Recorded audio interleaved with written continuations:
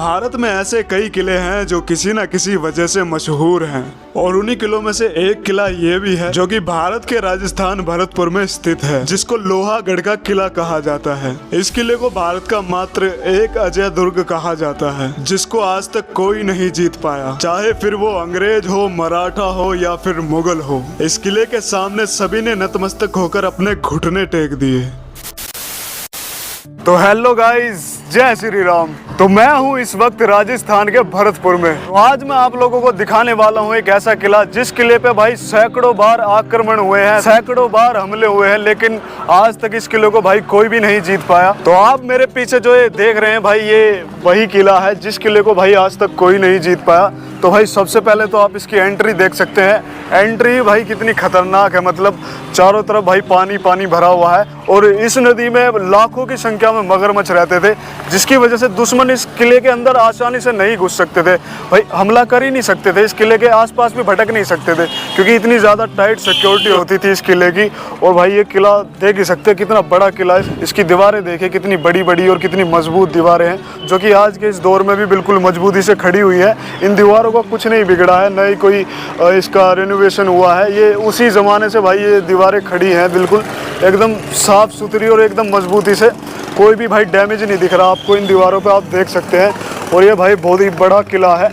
तो अभी हम इसको एक्सप्लोर करेंगे और साथ ही साथ हम जानेंगे इस किले की हिस्ट्री के बारे में कि यहाँ के राजा कौन थे और ये कौन से वंश का किला था। तो चलिए गाइस, अभी मैं लेके चलता हूँ इस किले के अंदर आपको और जानते हैं भाई इस किले के बारे में। तो किले के अंदर जाने से पहले एक नज़र हम इस किले के इतिहास पर डाल लेते हैं। तो ये किला भारत के राजस्थान भरतपुर में स्थित है और इस किले को जाट वंश के महाराजा सूरजमल ने 19 फरवरी 1733 ई में बनवाया था और इस किले को बनने में पूरे 8 साल लगे थे। और ये किला चारों तरफ से एक बड़ी झील से घिरा हुआ है और तथा इस किले की बहुत ही बड़ी बड़ी और चौड़ी चौड़ी दीवारें हैं, जो कि इस किले की जान है और इस किले को लोहे जैसी मजबूती देती है। और इसी मजबूती की वजह से इस किले को लोहागढ़ का किला कहा जाता है, और जिस पर अंग्रेजों ने भी 13 बार आक्रमण किया, लेकिन एक भी बार वो इस किले को भेद नहीं पाए और इस किले के सामने हार मानकर वो वापस भाग गए। और ये किला राजस्थान का ही नहीं, पूरे भारत का मात्र एक ऐसा किला है जिसको कोई भी नहीं भेद पाया, मतलब इस किले को कोई नहीं जीत सका।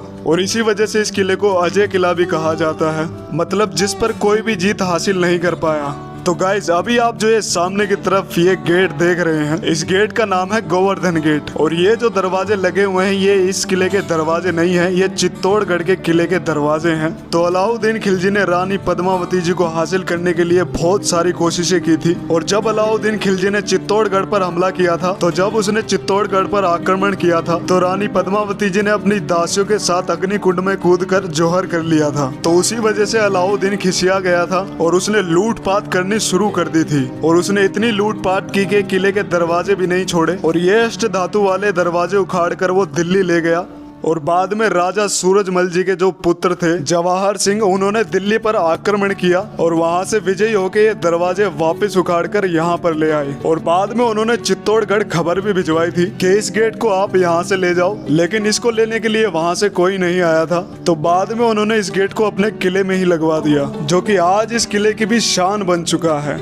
तो गाइस, अभी मैं दिखाता हूँ आपको इस किले का स्टोर रूम। आप देख सकते हैं भाई, ये उस ज़माने में इस किले का स्टोर रूम हुआ करता था। और ये अलमारी बनाई गई है पत्थरों की, देख सकते हैं आप, जो कि आज के टाइम में टूट चुकी हैं, बिल्कुल खंडित हो चुकी हैं। काफ़ी शानदार था भाई ये स्टोर रूम भी, आप देख सकते हैं। तो इस किले को बने हुए पूरे 300 साल हो चुके हैं और 300 सालों के बाद इस किले की हालत थोड़ी जर्जर होती जा रही है। ये सामने आप देख सकते हैं, ये कमरे कभी सैनिकों के कमरे हुआ करते थे, जो कि हर जंग के लिए तैयार रहते थे और यहीं पर उनका खाना पीना नहाना धोना सब यहीं पर होता था, जो कि उस जमाने में ये कमरे काफी मजबूत और काफी शानदार होते थे। और इस किले के चारों तरफ ये ऐसे हजारों कमरे हैं जिनमें कम से कम लाखों सिपाही रहते थे। तो आप देख सकते हैं 300 साल पहले सैनिकों को कैसे रखा जाता था, ताकि कभी भी किले पर आक्रमण हो तो दुश्मन आसानी से अंदर ना जा सके।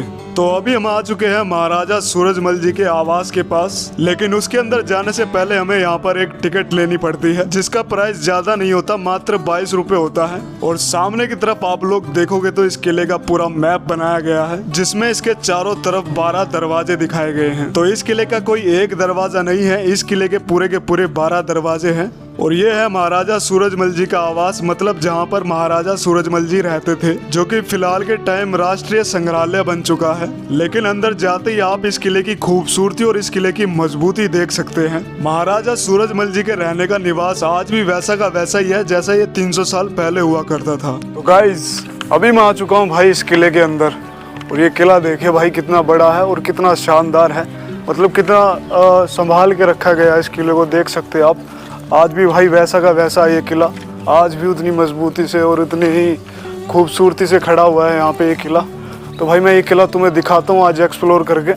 तो सामने की तरफ आप देख सकते हैं ये है इस किले का रॉयल गार्डन, जिसमें राजा जी अपना क्वालिटी टाइम बिताते थे, और साथ ही साथ ये गार्डन इस किले की खूबसूरती को 4 गुना बढ़ा रहा है। तो अभी मैं आ चुका हूँ किले के म्यूजियम के अंदर, जहाँ पे अपने बहुत सारे देवी देवताओं की मूर्तियाँ रखी गई हैं।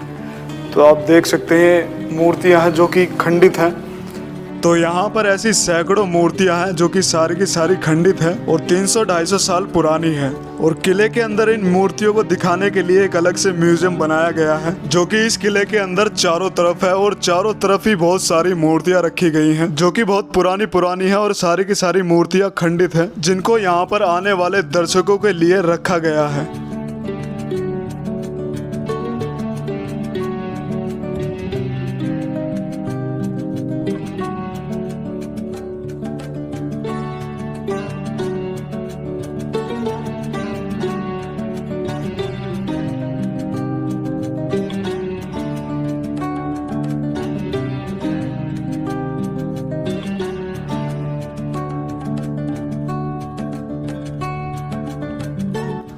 तो गाइज आप मेरे पीछे ये देख सकते हैं, ये है 300 साल पुरानी तोबे, जो कि दिखने में अभी बहुत छोटी लग रही है, लेकिन उस जमाने में ये दुश्मनों के लिए बहुत ही खतरनाक हुआ करती थी, क्योंकि इन तोबों में जब बारूद के गोले भरकर इनको चलाया जाता था तो इनसे निकलने वाले गोले 1-1 किलोमीटर दूर तक दुश्मनों की आसानी से जान ले लिया करते थे। और राजा सूरजमल जी के दौर में बारूद, बंदूकें और तोबों का बहुत ही ज्यादा उपयोग हुआ करता था, जो कि आज भी उनके किले में दर्शकों के लिए बहुत ही संभाल कर रखी गई हैं, जिनको फिलहाल अभी हम अपनी आंखों से देख पा रहे हैं। तो गाइस अभी मैं आ चुका हूं भाई इस किले के एसी रूम्स के अंदर। ये भाई आप देख सकते हैं ना, ये पूरे के पूरे भाई मार्बल से बने हुए हैं ये, और इन कमरों के अंदर आवाज़ भी काफ़ी गूंज रही है वैसे तो, लेकिन ये कमरे एकदम बहुत ठंडे हैं।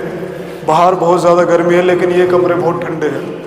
हम इनको उस जमाने के एसी रूम भी बोल सकते हैं और आज के ज़माने के भी बोल सकते हैं, क्योंकि भाई आज भी इन कमरों में बहुत ज़्यादा ठंडक है, गर्मी तो बिल्कुल भी नहीं लग रही। ये देखिए कितने खूबसूरत कमरे हैं और कितना खूबसूरत लग रहा है ये अंदर से, बेहद खूबसूरत कमरे।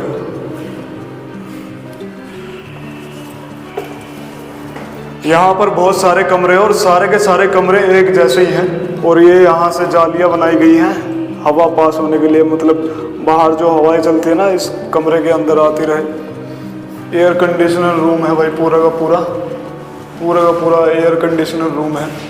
तो अभी मैं आप लोगों को लेकर चलता हूँ इस किले के म्यूजियम के अंदर, जहाँ पर महाराजा सूरजमल जी के दौर के हथियार रखे गए हैं। तो साथ ही साथ हम देखेंगे 300 साल पुरानी बहुत सारी चीजें जो कि आज भी इस म्यूजियम में संभाल के रखी गई हैं। तो ये देखिए गाइस, यहाँ पर सामने की तरफ ये बंदूकें जो कि महाराजा सूरजमल जी के दौर की हैं, और इस म्यूजियम में आपको तलवारों से ज्यादा बंदूकें नजर आएंगी, क्योंकि उस दौर में बारूद, तोप, गोले और बंदूकें इनका ज्यादा प्रचलन हुआ करता था, और महाराजा सूरजमल इन्हीं खतरनाक बंदूकों का यूज किया करते थे। और ये है सामने की तरफ उनका कवच, जो कि पूरा का पूरा लोहे का बना हुआ है। और जरा यहाँ की तरफ देखिए, यहाँ पर 6-6 फीट की बंदूकें रखी गई हैं। मैं तो इन बंदूकों को देख के हैरान हूँ, उस दौर में इन बंदूकों को कैसे चलाया जाता होगा। ये बंदूकें इतनी लंबी है, एक आदमी के लिए चलाना तो इनको नामुमकिन ही होगा। तो मेरे ख्याल से एक बंदूक चलाने के लिए 2 आदमी तो आराम से लगते होंगे।